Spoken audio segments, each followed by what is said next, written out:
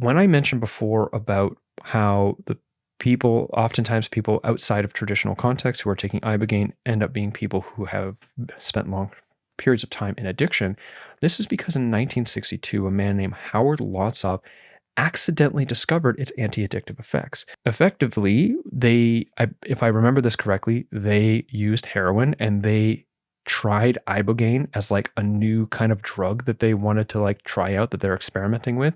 And they came out on the other side of that, where their dependence, which is physiological, their need for heroin, and their addiction, the sort of non-physiological, the psycho-emotional, social aspect of addiction, was gone. And then he started to offer it to others, and it got to a point where it became on the underground a way in which people could get off heroin, get off opiates that they were addicted to. And even now, it is the only drug that we know of that can effectively stop opioid withdrawals within a few hours of administration. And in a supportive context, it makes it so that people come out the other side of it, for the most part, no longer physically dependent on the opiate and no longer addicted.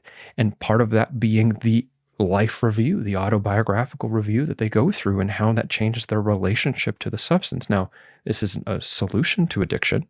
People can still go back in and end up back on heroin, of course, but it's incredible that the effects that we have, mostly anecdotally, because we don't have a lot of good medical research on its anti-addictive effects, but we have incredible amounts of anecdotal evidence on its ability to stop opioid addiction, to cease the addiction, to cease the dependence, and give people a new lease on life. And primarily, that is where Ibogaine treatment sort of rests in the larger scheme of psychedelic research.